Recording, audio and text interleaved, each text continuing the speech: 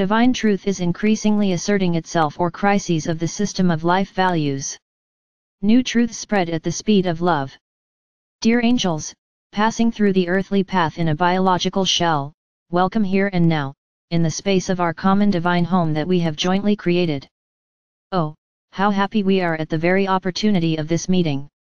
We have been waiting for a long time, dear ones, and if you only knew how we dreamed of this meeting back when you could not even imagine that the Spirit would be able to speak to you like this.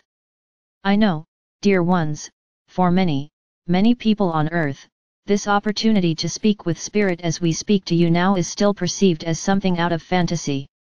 People don't believe it and look at you strangely when you talk about your beliefs, don't they?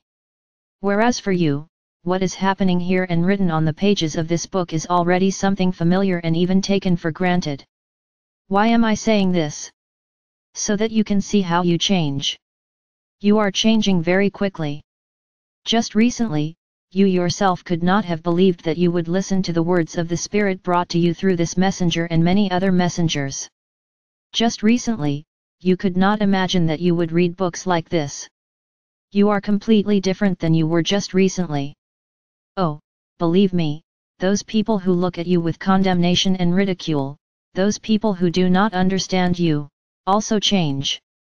For them, what is familiar and understandable to you is still unusual and incomprehensible, but your truth, our common divine truth, is already winning minds and hearts with the speed of spreading love in space and time of your planet Earth. Yes, dear ones, you are sources of love and light, and you bring love, light, and truth to the farthest, darkest corners of your world. Light and love spread almost instantly. Your beliefs are becoming more and more clear to many people, those who just recently could not agree with you.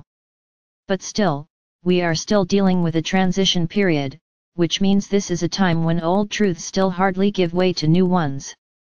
Associated with this are crises in your belief system and values. Moreover, these crises lie both in your relationships with other people and within yourself. First type of crisis, the gap between your old habits and new values. Yes, the battle line is sometimes in your own being. Your values and beliefs change, sometimes so quickly that you yourself do not have time to track the changes. You may not even notice that you are already living in a new coordinate system. And at the same time you are trying to build your earthly life as if nothing has changed. As if you were the same as you were 10 or 20 years ago. It's as if you still don't know anything about your true nature, an angel in a biological shell. As if you are still convinced that you are only a body, that you are mortal, that God is somewhere far away, if at all, that you are alone and do not have your loving divine family. By following these outdated beliefs, you are still following life values that do not correspond to the tasks of the Spirit. You do this unconsciously, simply out of habit, bringing the values of the material world to the forefront. For example, you can still put in first place the tasks of personal well-being, or tasks of career growth, caring for your family and loved ones. Don't get me wrong, there is nothing wrong with wanting prosperity, making a career or taking care of your family. The point is that your life values are not limited to just this. The point is that you should not put them in first place, but the tasks of the Spirit, the tasks of your own enlightenment, the task of spreading the love and light of God on earth, the task of building an earthly paradise, the task of transforming planet Earth and all humanity in the light and love. Let's look at 3 typical situations where outdated life values can lead you to a dead end. First situation. Imagine a person whose life goals and values are limited to starting a family and raising children. This task can be completely solved by the age of 50-55. Next, a person faces a dilemma: either leave life, since all the tasks he has set for himself have been completed, or look for and set new tasks for himself, tasks of a different level. At this moment he experiences what is called a crisis of life values. Second situation. A person's main goal is career and professional growth. What will his life be filled with when he achieves all possible goals in this field? If he does not solve the problems of the Spirit, his career growth will sooner or later stop. Sooner or later he will lose prospects along this path. What will he do if he finds himself without his job? Dear ones, you see many such examples. A person whose biological shell could serve for a very long time dies prematurely only because he no longer has the opportunity to do his former job. But the loss of a job was only a sign of the spirit. It's time to set new goals for ourselves. It's time to move to another level of life values. Third situation. A person sets himself only those tasks that are related to achieving personal well-being.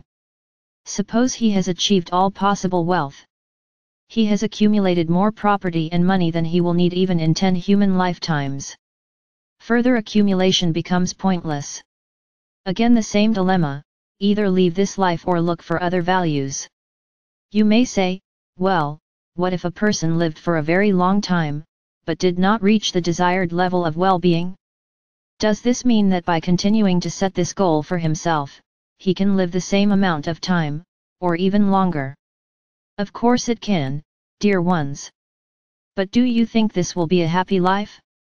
If a person spends his whole life chasing something that he cannot achieve, and that, by and large, it is quite likely that he does not really need it. Such a life does not bring satisfaction.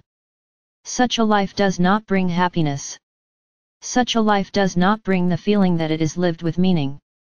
Such a life brings only disappointment. And if a person has spent his whole life striving for that well-being that he never achieved, sooner or later he will ask himself the question, what did he live for? Why was all this? You can avoid such dead ends on the path of life. Stop and analyze whether your lifestyle matches your new status, your new truth, your new idea of yourself. Don't you still put material things first?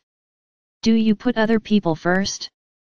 Don't you put in first place everything that is connected with the earthly life of your biological shell? Do not think that the spirit knows nothing about your material needs, difficulties, and inconveniences. Don't think that the spirit is against your material comfort. The spirit is not only not against it, the spirit wants you not to lack anything, so that you live in material well-being and comfort.